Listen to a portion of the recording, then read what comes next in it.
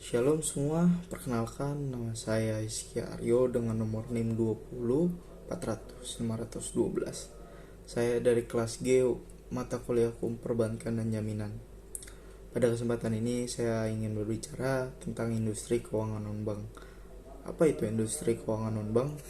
Industri keuangan non-bank atau IKNB yang disingkatnya IKNB merupakan lembaga yang menyelenggarakan aktivitas keuangan berupa penghimpunan dana dari masyarakat lalu menyalurkannya untuk kegiatan investasi di perusahaan serta menerbitkan surat berharga.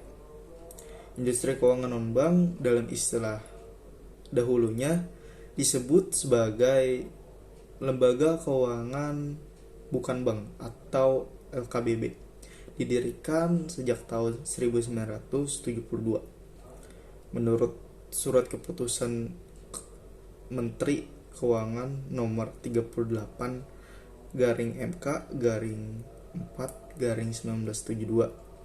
Tujuan pendiriannya ialah untuk mendorong perkembangan masyarakat atau perkembangan pasar modal agar penyaluran dananya lebih efisien dan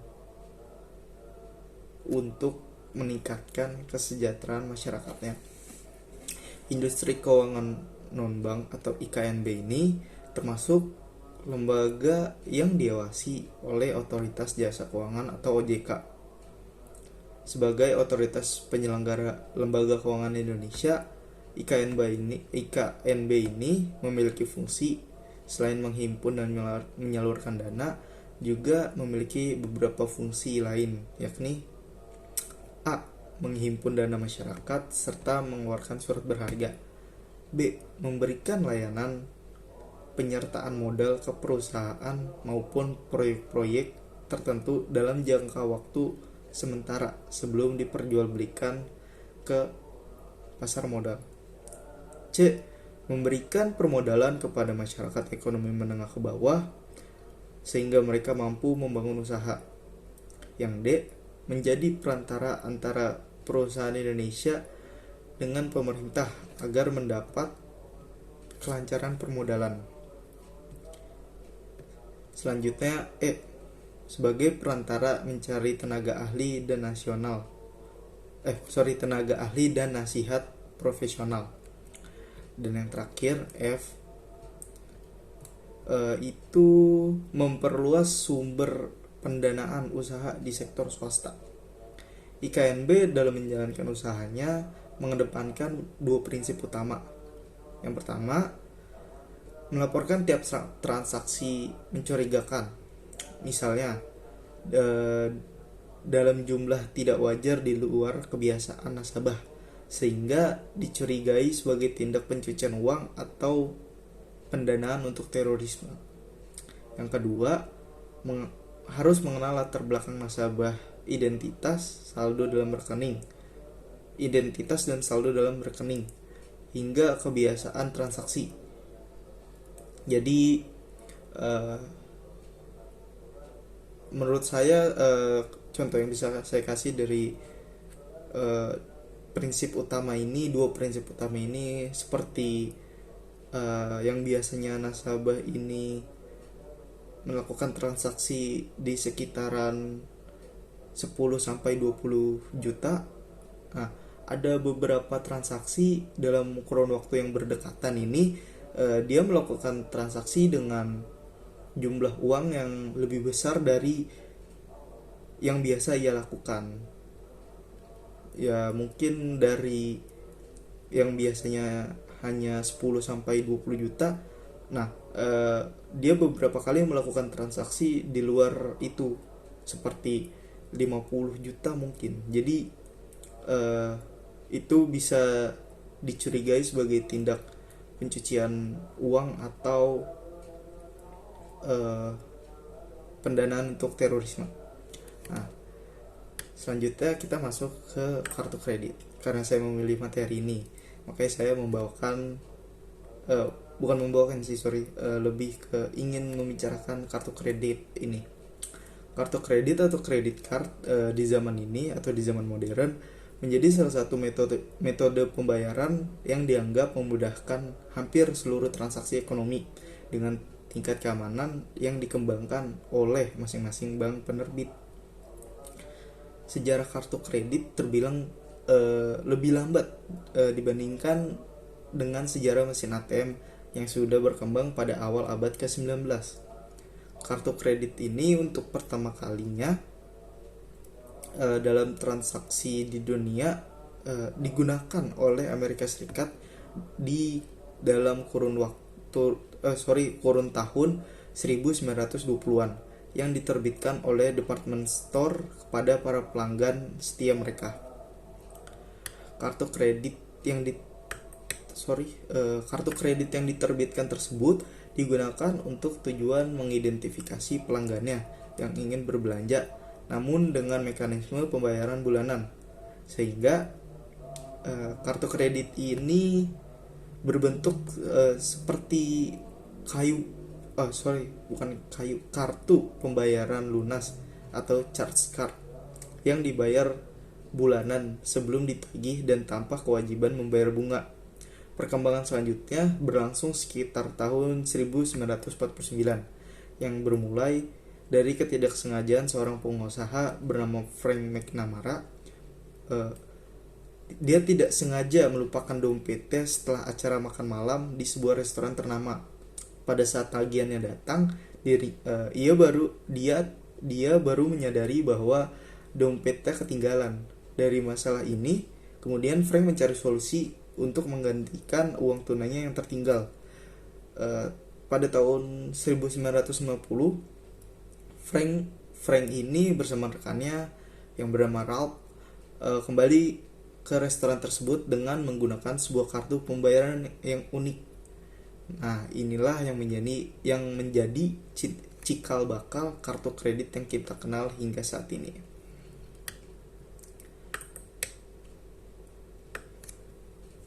Nah, sekarang kita masuk lagi ke sejarahnya. Kartu kredit pertama kali digunakan oleh Amerika Serikat di dalam 1920-an yang diberikan oleh department store kepada para pelanggannya. Tujuannya untuk mengidentifikasi pelanggannya yang ingin berbelanja tetapi dengan pembayarannya bulanan. Karena itu kartu kredit ini seperti kartu pembayaran lunas atau charge card tadi yang dibayar bulanan setelah ditagih atau tanpa kewajiban membayar bunga. Jadi para pihaknya itu cuma dua, yaitu pertama toko sebagai penerbit dan sedangkan pihak yang lainnya atau pihak keduanya itu adalah pelanggan sebagai pemegang kartu kredit. Menginjak pertengahan 1950-an, banyak bank di Amerika Serikat yang mulai program kartu kredit bertaraf lokal. Nah, bank-bank di Amerika Serikat ini mulanya menerbitkan kartu kredit bagi para nasabah mereka untuk memperoleh jalur kredit tanpa jaminan. Hal itu ternyata membuat bank-bank di Amerika itu rugilah, memakan biaya yang besar. Contohnya seperti Bank of America, BOA. Seperti BOA ini dia menghentikan kartu kredit pada 1961 yang telah didirikannya kurang lebih selama 2 tahun. Nah, sedangkan di Indonesia, bisnis kartu kredit ini dimulai 2 dekade lalu. Tahun 1968, American Express Bank memberikan pelayanan kepada nasabahnya yang mempunyai kartu terbitan luar Indonesia. Pada 1973, Diners Club diperkenalkan di Indonesia. Saat ini pemegang kartu tersebut sudah mencapai 32.000 orang di Indonesia. Nah, di Indonesia dikelola oleh PT Diners Jaya Indonesia yang khusus bergerak di bidang kartu kredit. Diners Club ini diterbitkan oleh PT Diners Club Indonesia. Sejak 1988 berada di Gedung Raja Wali. Punya 225 pegawai yang tersebar di beberapa kota Indonesia. Selanjutnya, pengertian kartu kredit. Kartu kredit ini bukanlah suatu alat pembayaran seperti wesel atau cek, karena dengan menggunakan kartu kredit sebagai pelaksanaan pembayaran tidaklah terjadi suatu pemindahan dana dari pemegang kartu kepada penerima pembayaran. Kartu kredit berbeda dengan cek dan wesel. Tidaklah diatur dalam undang-undang dan kartu kredit tidak bisa dipindah alihkan. Kartu kredit merupakan istilah yang diadopsi dan istilah credit card dari istilah credit card, merupakan kata majemuk yang terjadi dari dua kata yang masing-masing memiliki pengertian dan arti yang berbeda. Kartu kredit ini terdiri dari dua kata, yaitu kartu dan kredit. Kartu adalah kertas tebal yang tidak berapa besar biayanya, persegi panjang untuk berbagai keperluan. Sedangkan kredit berasal dari bahasa Romawi credue yang mempunyai arti percaya, diadopsi dari masyarakat sebagai membeli atau menjual secara angsuran.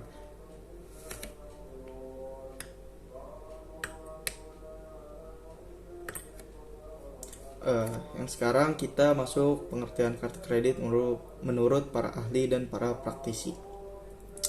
Pertama, menurut Undang-Undang Nomor 7 Tahun 1972 sebagaimana telah diubah dengan Undang-Undang Nomor 10 Tahun 1998 tentang perbankan.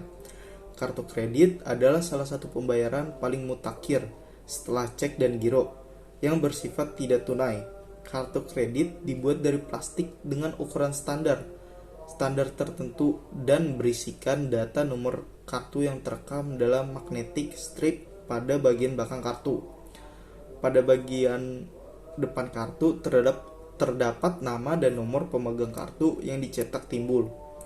Juga terdapat tanggal masa berlaku kartu tersebut. Nomor pemegang kartu biasanya terdiri dari 12 sampai 16 digit dan unik untuk setiap bank dan pemegang kartu. Yang kedua, kartu kredit adalah alat pembayaran pengganti uang tunai dan cek. Yang ketiga, kartu kredit adalah kartu atau sejenis kartu yang merupakan fasilitas kredit dapat digunakan untuk membayar barang dan jasa di tempat-tempat yang sudah ditentukan. Lalu yang keempat, kartu kredit adalah kartu yang umumnya dibuat dari bahan plastik dengan dibubuhkan identitas dari pemegang dan penerbitnya. Kartu ini memberikan hak terhadap siapa kartu kredit diisukan untuk menandatangani tanda pelunasan pembayaran harga dari jasa atau barang yang dibeli di tempat-tempat tertentu seperti toko, hotel, restoran, penjualan tiket, dan pengawutan lain-lainnya. Nah, selanjutnya kartu kredit ini membebankan kewajiban kepada para penerbit kartu kredit untuk melunasi harga barang dan jasa. Kemudian kepada penerbitnya berikan hak untuk menagih kembali pelunasan harga tersebut dari pihak pemegang kartu kredit dan juga biaya-biaya lainnya seperti bunga, biaya tahunan, uang pangkal, dan sebagainya. Dan dari beberapa pengertian di atas dapat kita ambil kesimpulan bahwa kartu kredit adalah alat pembayaran untuk membeli barang atau jasa di tempat yang sudah ditentukan. Selanjutnya, pengaturan kartu kredit. Keputusan Presiden Republik Indonesia Nomor 61 Tahun 1988 tentang lembaga pembiayaan menyatakan bahwa perusahaan kartu kredit adalah badan usaha yang melakukan usaha pembayaran untuk membeli barang dan jasa dengan menggunakan kartu kredit. Yang kedua, keputusan Menteri Keuangan Republik Indonesia nomor 1251 KMK titik 013 1998 tentang ketentuan dan tata cara pelaksanaan lembaga pembiayaan. Lalu yang ketiga, Undang-Undang nomor 7 tahun 1992 tentang perbankan sebagaimana telah diubah dengan Undang-Undang nomor 10 tahun 1998 tentang perbankan. Pada pasal 6 huruf 1, usaha bank umum meliputi melakukan kegiatan ajak piutang, usaha kartu kredit, dan kegiatan wali amanat. Lalu yang keempat, itu Peraturan Menteri Keuangan nomor 39 PMK titik 03 2016 yang diterbitkan 22 Maret. Penyelenggara kartu kredit wajib menyerahkan data transaksi pemegang kartu kepada Dirjen Pajak. Data yang disampaikan meliputi nama bank, nomor rekening kartu kredit, ID merchant, nama pemilik kartu, alamat nomor induk kependudukan atau NIK atau paspor, nomor pokok wajib pajak atau NPWP, bukti tagihan, dan rincian transaksi. Bank Indonesia sebagai pemegang otoritas moneter memberikan pedoman bagi penerbit kartu kredit dengan ketentuan sebagai berikut, bahwa kartu kredit hanya boleh dikeluarkan oleh bank yang tergolong sehat atau cukup sehat setelah mendapatkan persetujuan Bank Indonesia.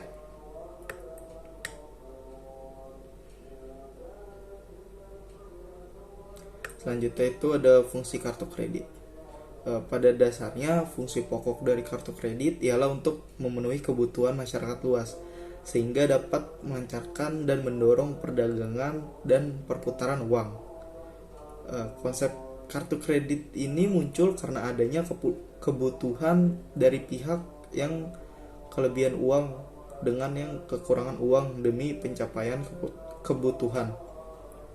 Pihak yang mendapatkan kredit harus dapat menunjukkan prestasi yang lebih tinggi berupa kemajuan-kemajuan pada usahanya atau mendapatkan pemenuhan atas kebutuhannya. Adapun bagi pihak yang memberikan kredit secara material, dia harus mendapatkan rentabilitas berdasarkan perhitungan yang wajar dari modal yang dijadikan objek kredit dan secara spiritual mendapatkan kepuasan dengan dapat membantu pihak lain mencapai kemajuan. Selanjutnya ada pokok penerbitan kartu kredit. Penerbitan kartu kredit harus didasarkan dengan adanya suatu perjanjian yang dibuat antara dua pihak, menimbulkan perikatan. Berdasarkan peristiwa ini, timbullah suatu hubungan antara dua orang yang disebut perikatan, sebagaimana ditentukan dalam pasal 1233 KUH Perdata yang menyatakan bahwa tiap-tiap perikatan dilahirkan baik karena persetujuan baik karena undang-undang. Perikatan yang terjadi antara penerbit dan pemegang kartu kredit tergolong perikatan yang lahir karena persetujuan, di mana isi dari persetujuan tersebut mengikat pihak-pihak yang terlibat di dalamnya, sebagaimana tertuang dalam pasal 1338 ayat 1 KUH Perdata yang berbunyi, semua perjanjian yang dibuat secara sah berlaku sebagai undang-undang bagi mereka yang membuatnya. Pasal 1338 ayat 1 KUH Perdata ini merupakan landasan dari adanya asas kebebasan berkontrak. Apabila dikaji lebih lanjut, ternyata di dalam KUH Perdata maupun di dalam KUHD tidak ada satu pasal pun yang mengatur tentang kartu kredit. Meskipun demikian, berdasarkan pasal 1319 KUH Perdata, maka semua perjanjian baik yang mempunyai nama khusus maupun yang tidak terkenal dengan suatu nama tertentu tunduk pada ketentuan umum perjanjian sebagaimana diatur dalam bab 1 dan bab 2 buku 3 KUH Perdata. Setiap perjanjian agar dapat dikatakan sah maka harus memenuhi ketentuan pasal 1320 KUH Perdata yang menyatakan bahwa untuk sahnya perjanjian diperlukan 4 syarat. Yang pertama, sepakat untuk mereka yang mengikatkan diri. Yang kedua, kecakapan untuk membuat suatu perjanjian. Yang ketiga, suatu hal tertentu, dan yang terakhir, suatu sebab yang halal. Jadi berdasarkan pasal 1338 ayat 1 KUH Perdata jungto pasal 1320 KUH Perdata, maka perjanjian dengan syarat perjanjian yang dibuat secara sah mengikat para pihak seperti undang-undang. Hubungan hukum dalam penerbitan kartu kredit. Pihak-pihak dalam hubungan kartu kredit adalah subjek yang berperan dalam hukum penerbitan kartu kredit dan penggunaan kartu kredit. Pihak-pihak tersebut adalah sebagai berikut. Yang pertama, pemegang kartu atau card holder. Pemegang kartu adalah orang perseorangan sebagai pihak dalam perjanjian penerbitan kartu kredit yang telah memenuhi syarat dan prosedur yang telah ditetapkan oleh penerbit, sehingga dia berhak menggunakan kartu kredit dalam transaksi jual beli barang atau jasa, atau dalam penarikan uang tunai dari pihak penerbit. Yang kedua, penerbit kartu kredit atau issuer. Penerbit kartu kredit adalah bank sebagai pihak dalam perjanjian penerbitan kartu kredit. Apabila penerbit itu bank umum, maka dia harus mengikuti ketentuan yang ditetapkan oleh Bank Indonesia. Yang ketiga, pedagang atau pengusaha atau merchant. Penjual atau pengusaha ini adalah pengusaha dagang yang ditunjuk oleh pihak penerbit berdasarkan perjanjian penggunaan kartu kredit, seperti pengusaha supermarket, restoran, hotel, pom bensin, dan lain-lainnya. Penjual adalah pihak dalam perjanjian penggunaan kartu kredit yang berhak menerima pembayaran dari penerbit berdasarkan surat tanda pembelian yang ditunjukkan kepadanya. Lalu yang keempat, perantara. Perantara adalah pihak pengelola penggunaan kartu kredit dalam penagihan antara penjual dan penerbit, dan pembayaran antara pemegang kartu dan penerbit. Perantara penagihan antara penjual dan penerbit disebut acquirer, yaitu pihak yang melakukan penagihan kepada penerbit berdasarkan catatan yang disampaikan kepadanya.